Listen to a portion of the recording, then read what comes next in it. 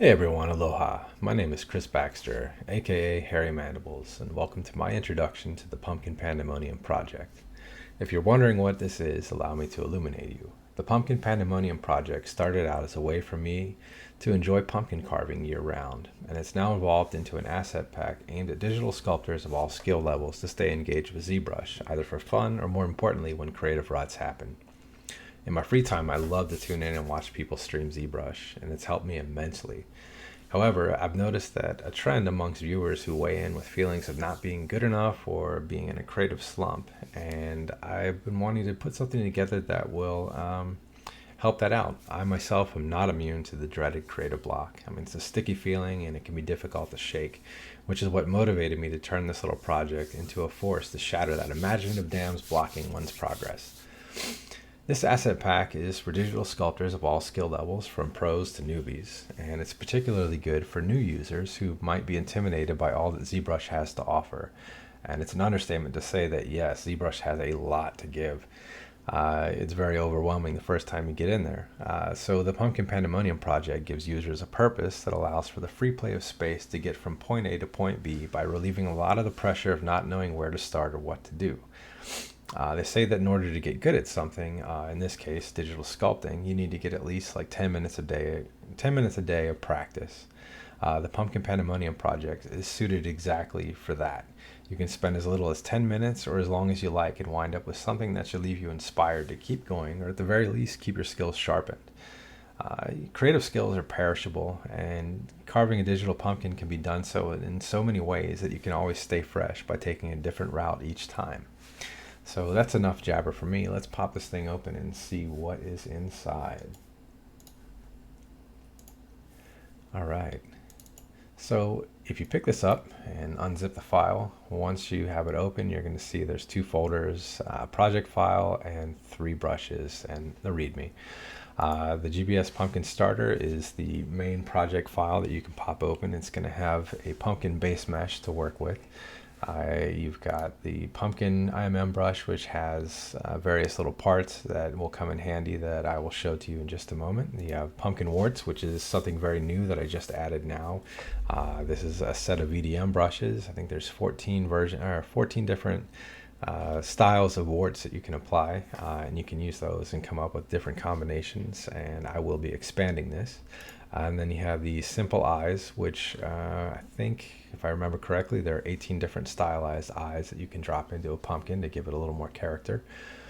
You have the stem alphas. These are applied to the curve alpha brush. Each folder has 6 files in there. There's 3 versions of each. Well, I should say there, yeah. So you've got large, medium, and small. And then there's flat and curved. The curve flat refers to the space between the circular outcroppings on the vine, if you will. And it's really up to you. I didn't go any higher than 7 because it starts to look visually muddy. For me personally, I like using the 5, but the 5 and 6 and 7, they all have good looking results. You know, it's up to you. You've got options. And then the face alphas is something else that's new that I added, and I'm going to be tucking in more of these because it's really cool. You can take these and apply them to the mesh extraction brushes and get some fun results. Like if you just wanted to do like a classic jack-o'-lantern, that's what this is for. So that being said, let's pop this project open. And when you open this up, you're going to notice that there are 2 subtools. You have the pumpkin meat, which is the main subtool right here. I'm going to turn on solo mode and we'll click on the other. And inside you have what I just call the inner boolean, which is just like a sphere. So we turn on transparency and turn solo mode off, and we'll turn off the polyframe and turn this layer on. You can kind of see you've got some space, because if you've actually carved a pumpkin, you know that there's a cavity inside, and then there's usually a layer of thickness to the meat that you can carve into. So that's what this is for. And let's load in these brushes real quick.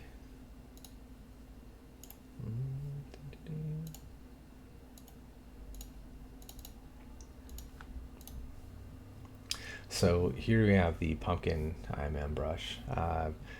You can pull out another base mesh of the pumpkin if you wanted to. That's in there.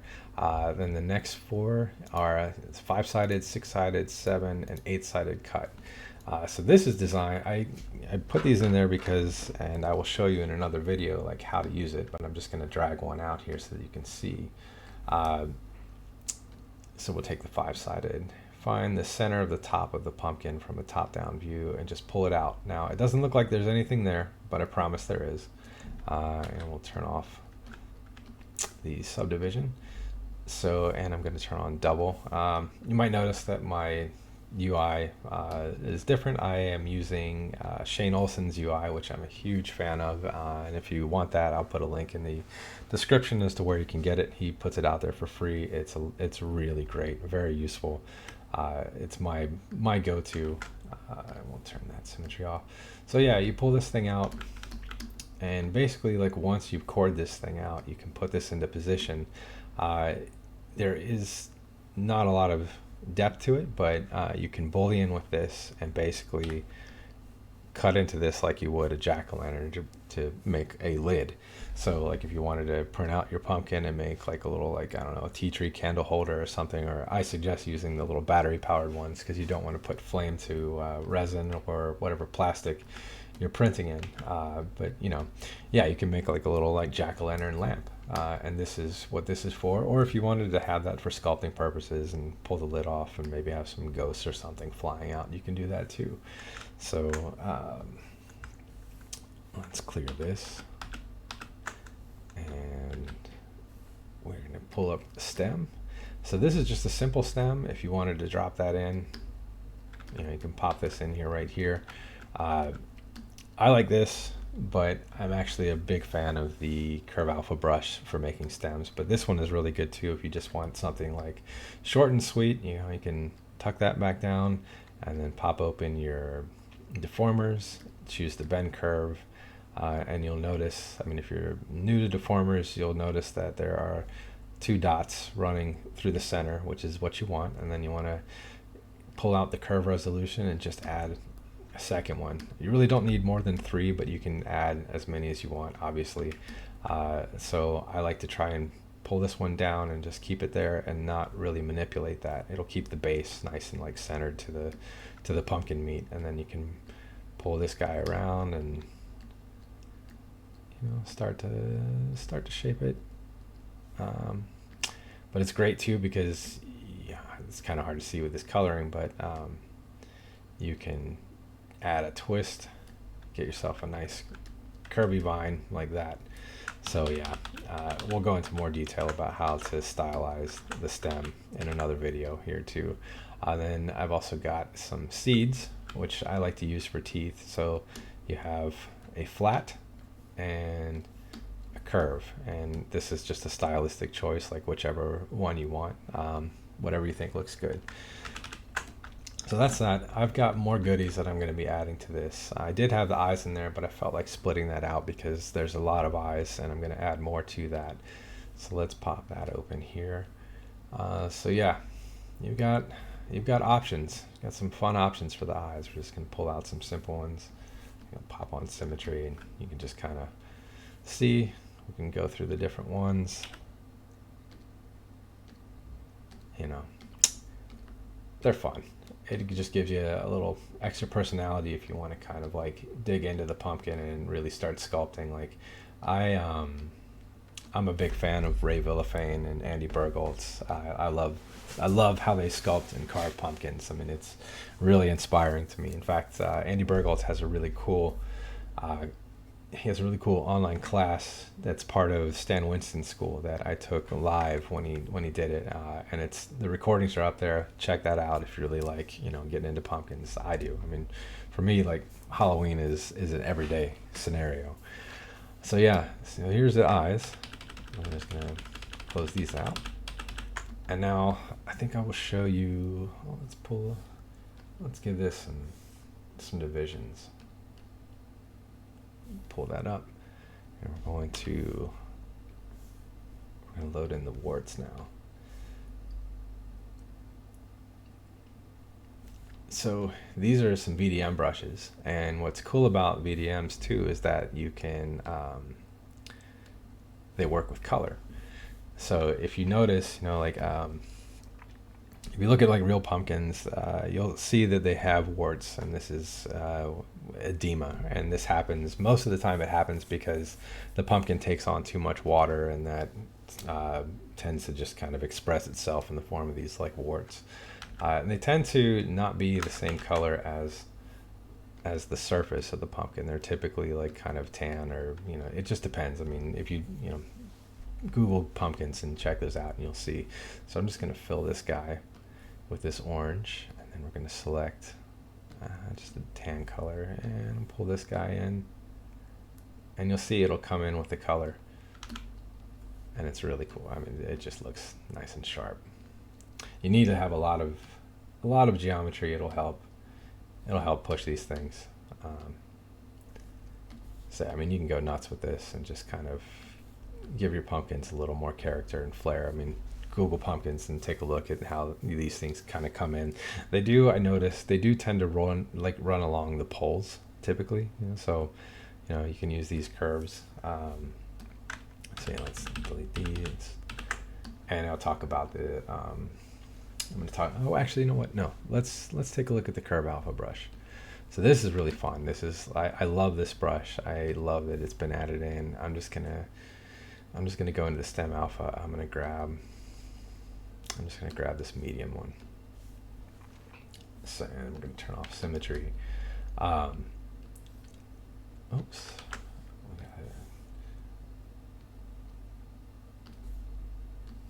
There we go. Let's beef this up.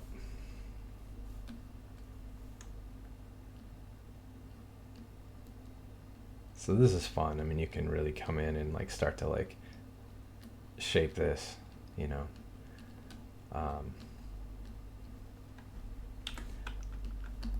So here we are. And if you look, nice and simple. I'm going to split this off. If you don't have Shane's thing, I mean, this is the split unmasked points, is found under your subtool palette, split, and right there. So that should have split our stem off into its own little thing, which it did, which is perfect. I'm going to turn on the polyframe here.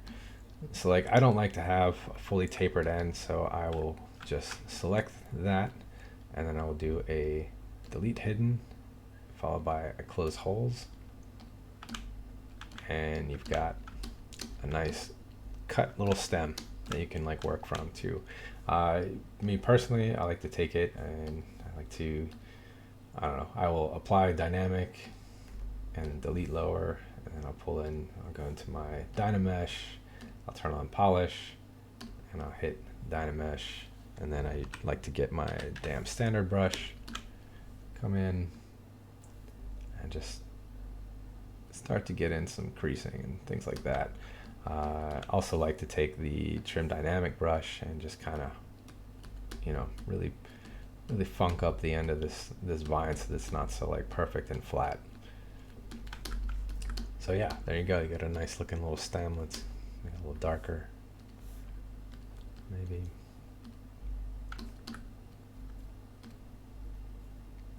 Let's see. Is there 2 grips of this in here? There are. Nope, no, there's not. All right. So yeah, that's another way that you can do stems. And then, oh yeah, let's take a look at the.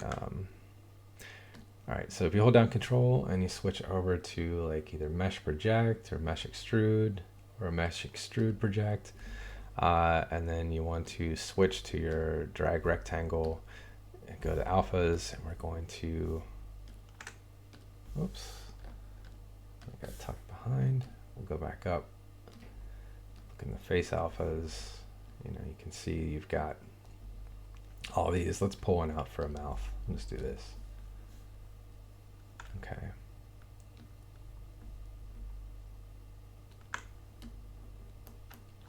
And there you go. You've got yourself a mouth, more or less. We're just going to split that off so that it's its own thing. Now, you don't really need all of this stuff that's going on here, I like to just grab the front piece. I will delete that, and then I will go in here and do a little. I'm going to do something real quick here. I will Z-remesh this.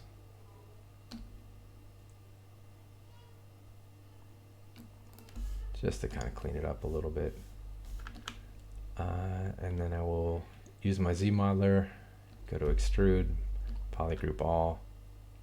Oops, try and grab a face. There's a lot of geo. I don't usually let it be so small, but you have it out like this. And then from the top view, like for the in-between parts, I will go over an edge and I will switch to multi-edge loops, and I will just drag in. Doesn't have to be that many, but you know, let's pull in a couple like that. So you can use this to boolean with, which I'm going to show you how to do in I think the next video. So yeah, so that's kind of one way to use these things. They're a lot of fun. All right, the other thing I want to show you real quick is that we're going to delete this subtool and this one. So there are two subtools, like I said, that came in. Your inner boolean is your friend. This is a very helpful subtool to have in conjunction with this. I'm going to show you how to use these together, but this guy, it will become very apparent like why that is there and like what you can do with this, and just how useful that will be. So yeah, this is the Pumpkin Pandemonium Project, and you know, I'd like to thank you for at least like checking this out. Yeah, this has been a lot of fun for me to make. It's a fun set of tools, and I've really enjoyed putting it together. And I use them a lot now. It's because it's fun. You know, like I said, I love pumpkins. This is my favorite time of year. I'm really looking forward to hitting the pumpkin patch and picking out the ones that I'm going to carve up and mutilate this year. And I plan on constantly expanding this pack with content. I've already got some more Vdm brushes planned. I'm going to do some scars because that's some other things you tend to see, or like those little nicks and dings that tend to happen there. So, you know, more things you can add some personality to. I've got some more IMM stuff that I'll be including. I'm working on some pumpkin leaves, some little curly cues, and I'm thinking about doing some different teeth, you know, because I like the pumpkin seeds, but I'm starting to want some more. So I'll probably have some teeth and a few other things that I'll be adding in very soon. Yeah, and the VDMs will also be expanded. The warts, like, that was a lot of fun to do, and I've got more of those planned. I mean, the patterning of that is super cool, and it just adds some flavor. So you can get this right now on Artstation. It's you can get it on Artstation's marketplace. It's half off right now during their sale, and anytime they have a sale, it will always be half off. It's also up on Cuberush or Flip Normals if you use those, and I'm going to have it up on Gumroad here shortly. So, you know, even at full price, I mean, you're buying me a cup of coffee, which I greatly need, because I've got two very wild little girls that I do my best to parent, and I need as much energy as I can to keep up with them. It also supports me. I mean, I love making stuff. I love playing around with ZBrush. You know, this is my joy, is to get in there and sculpt. You know, like I don't claim to be very good or a master, but I'm enjoying the process, and I will always be using this. So links to the Pumpkin Pandemonium Project will be in the description. If you want to pick it up, please do. I greatly appreciate it. And thanks again, and like and subscribe, because I'll be coming up with more tools and more fun things as time goes on. Thanks again, and happy sculpting.